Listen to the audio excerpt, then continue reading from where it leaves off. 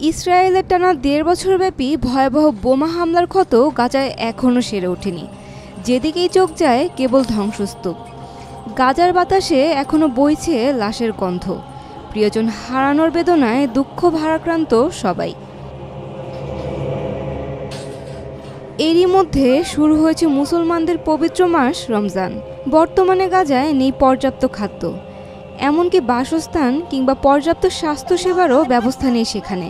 দীর্ঘদিন ধরে চলা হামলার কারণে ফিলিস্তিনের জনগণ মানবেতর জীবনযাপন করছে।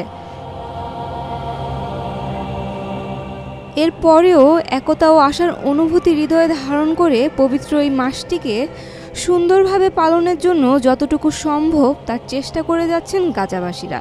ধ্বংসস্তূপের মাঝে দাঁড়িয়েও তারা সড়ক ও ঘরবাড়ি সাজিয়েছেন বাহারি বাতি, ব্যানার ও রঙিন পতাকায়।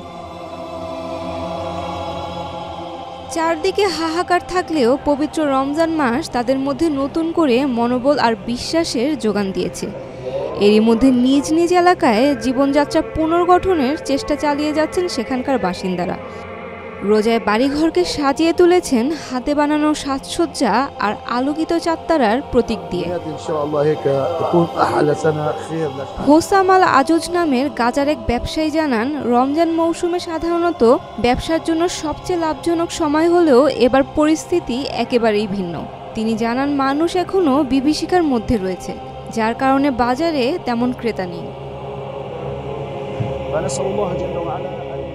এদিকে গাজায় বিদ্যুতের চরম সংকট থাকায় অনেকে আলো জ্বালানোর সামগ্রী কিনতে পারছেন না, কারণ বাতি জ্বালাতে প্রয়োজন বিদ্যুৎ।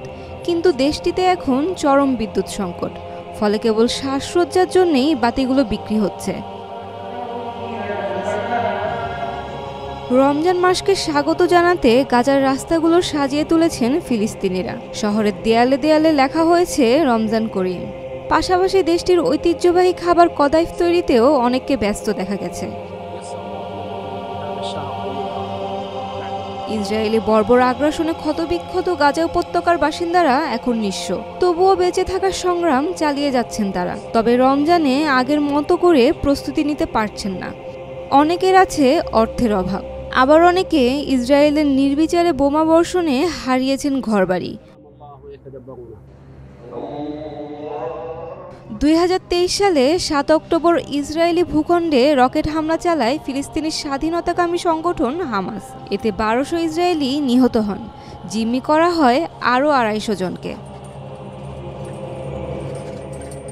হামলার জবাবে গাজায় বহু বছর ধরে চলা সামরিক অভিযান আরও তীব্র করে দেয় ইসরায়েল। ১.৫ বছর ধরে চলা এই অভিযানে অন্তত ৪৮,৩৫০ জন ফিলিস্তিনি নিহত হয়েছেন, আহত হয়েছেন লক্ষাধিক মানুষ। এদিকে গত ১৯ জানুয়ারি থেকে গাজায় যুদ্ধবিরতি ও বন্দি বিনিময় চুক্তি কার্যকর হয়েছে। তবে যুদ্ধবিরতি চললেও দুর্ভোগ কমেনি গাজাবাসীর। ধ্বংসযজ্ঞের মাঝে দাঁড়িয়েও গাজার বাসিন্দারা বিশ্বাস ও ধৈর্য দিয়ে আবারও নিজ সম্প্রদায়কে গড়ে তুলতে চাইছেন। অন্যদিকে রমজান উপলক্ষে মুসলমানদের পবিত্র স্থান আল আকসা মসজিদ প্রাঙ্গণে নতুন বিধিনিষেধ জারি করেছে ইসরায়েলি কর্তৃপক্ষ, যার ফলে অধিকৃত পশ্চিম তীর ও পূর্ব জেরুজালেম থেকে ফিলিস্তিনিদের আল আকসা মসজিদে প্রবেশ কঠোরভাবে নিয়ন্ত্রিত হবে। ইসরায়েলি বাহিনী দৈনিক ৩,০০০ পুলিশ মোতায়েন করবে সেখানে। কেবল নির্দিষ্ট বয়সসীমার পুরুষ ও নারীকে মসজিদে প্রবেশের অনুমতি দেওয়া হবে। সম্প্রতি কারামুক্ত হওয়া ফিলিস্তিনিদের পবিত্র ভূমি আল আকসায় প্রবেশ নিষিদ্ধ করা হয়েছে। এর আগে গত বছর ইসরায়েলি কর্তৃপক্ষ ৫৫ বছরের নিচে কোনো ফিলিস্তিনি পুরুষ এবং ৫০ বছরের নিচে কোনো নারীকে মসজিদে প্রবেশ করতে দেয়নি। Saima Akter, Daily Sun.